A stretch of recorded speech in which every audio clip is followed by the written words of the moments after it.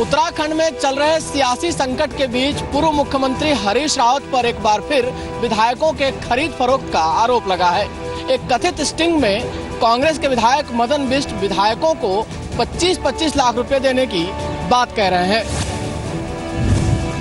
ये स्टिंग एक news channel ने जारी किया है। कथित स्टिंग में दिखाया गया है कि कांग्रेस के विधायक मदन बिष्ट बागी विधायक हरक सिंह से बात कर रहे हैं। कथित स्टिंग में मदन बिष्ट दावा कर रहे हैं कि 12 कांग्रेस विधायकों को अपने साथ बनाए रखने के लिए 25-25 लाख रुपए दिए गए हैं।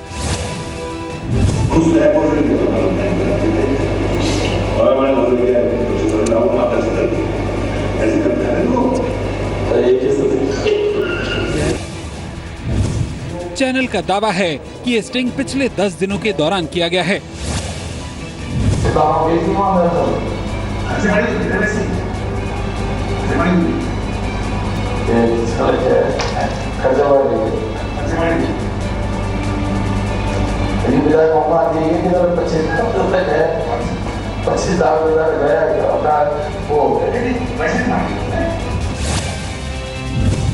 वहीं पूर्व मुख्यमंत्री हरीश रावत ने सफाई दी है कि उन्हें ब्लैकमेल करने की कोशिश की जा रही है। कांग्रेस भ्रष्टाचार करने का अपना स्वभाव नहीं छोड़ती और कम्युनिस्ट हिंसा करने का अपना स्वभाव नहीं छोड़ते। प्रधानमंत्री ने दावा किया कि केंद्र में सत्ता के 2 साल होने के बावजूद उनकी सरकार पर भ्रष्टाचार का आज तक एक भी आरोप नहीं लगा है। पीएम मोदी से पहले बीजेपी राष्ट्रीय अध्यक्ष अमित शाह भी केरल के कई शहरों में रैलियां और जनसभाएं संबोधित कर चुके हैं। रक्षा मंत्री मनोहर पर्रिकर ने अगस्ता मामले में कांग्रेस पर देश का ध्यान भटकाने का आरोप लगाया है। जी न्यूज के साथ खास बातचीत में पर्रिकर ने कहा कि भ्रष्टाचार की जड़ तक पहुंचना केंद्र सरकार का मकसद है। अगस्ता डील पर जी न्यूज से खास बातचीत में केंद्रीय रक्षा मंत्री मनोहर पर्रिकर ने कांग्रेस पर देश को गुमराह करने के आरोप लगाए हैं। उन्होंने कहा कि जो डरता है वही ध्यान भटकाता है। पर्रिकर ने दावा किया कि भ्रष्टाचार की गंगोत्री को ढूंढने की कोशिश करेंगे। कोई उसमें इन्वॉल्व है लफड़े में, तो वो ध्यान में आने के बाद वो छुपाने की कोशिश करते। लोग हमसे चाहते हैं कि आप लोग ये भ्रष्टाचार की गंगोत्री कहाँ से शुरू होती है वो आप ढूंढ के निकालो। वहीं कांग्रेस ने भी पलटवार किया, आरोप लगाए और कहा कि केंद्र की एनडीए सरकार संसदीय परंपराओं को नजरअंदाज कर रही है।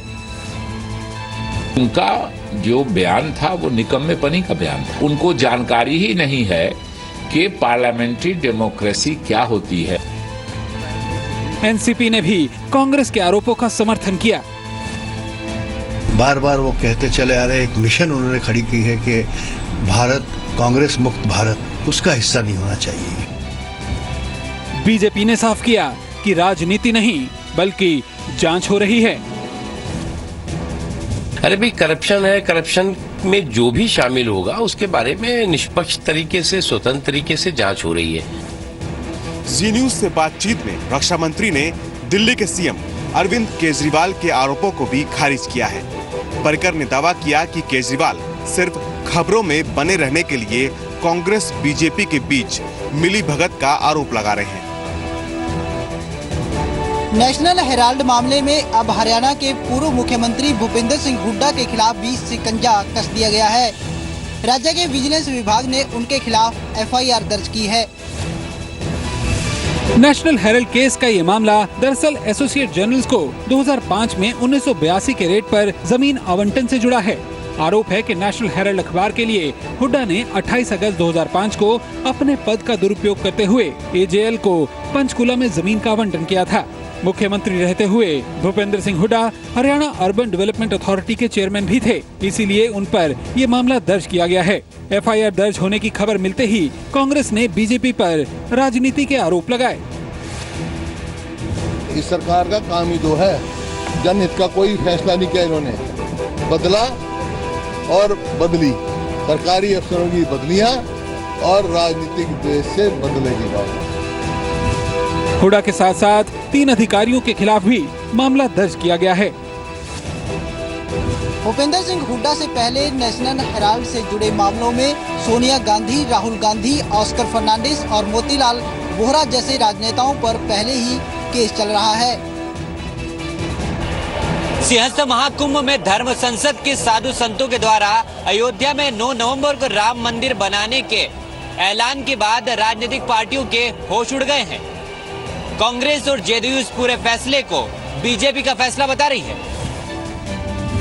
उज्जैन में जारी सिंहस्थ महाकुंभ में धर्म संसद के दौरान संतों का आगामी 9 नवंबर से अयोध्या में सिंहद्वार का निर्माण करने का फैसला राजनीतिक पार्टियों से हजम नहीं हो रहा। विपक्षी पार्टियों ने एक सुर में आज बीजेपी और आरएसएस पर निशाना साधा।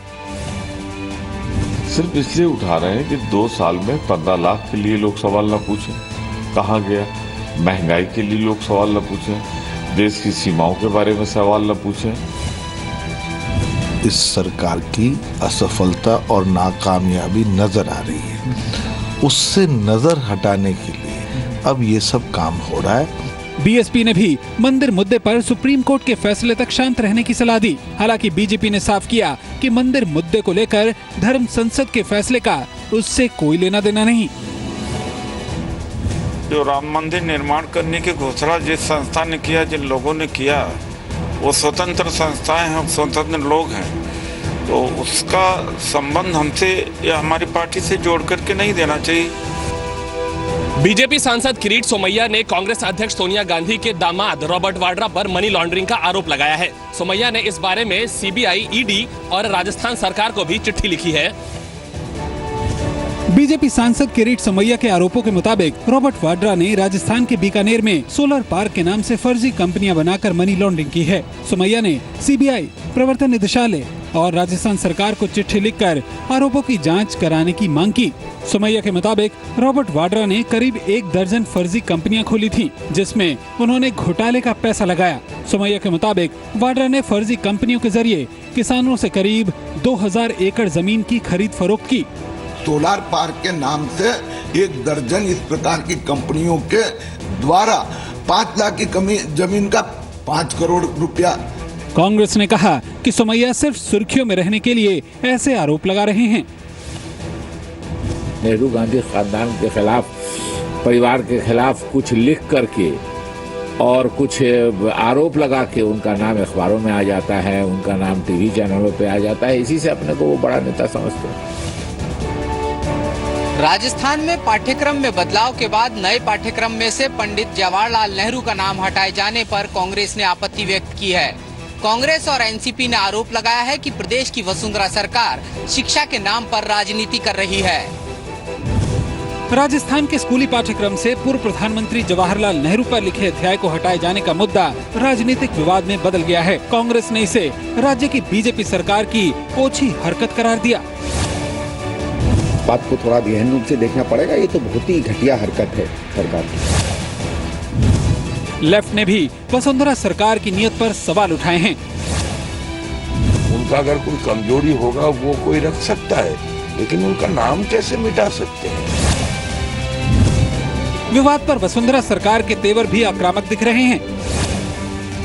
अपने राजनीतिक आकाओं को खुश रखने के लिए पाठ्यक्रम बनाया। अहमदाबाद में जी न्यूज के एडिटर सुधीर चौधरी ने ब्रांड इंडिया को प्रमोट करने की बात कही है। इस मौके पर AACA यानी अहमदाबाद एडवर्टाइजिंग सर्कल एसोसिएशन ने सुधीर चौधरी को सम्मानित भी किया।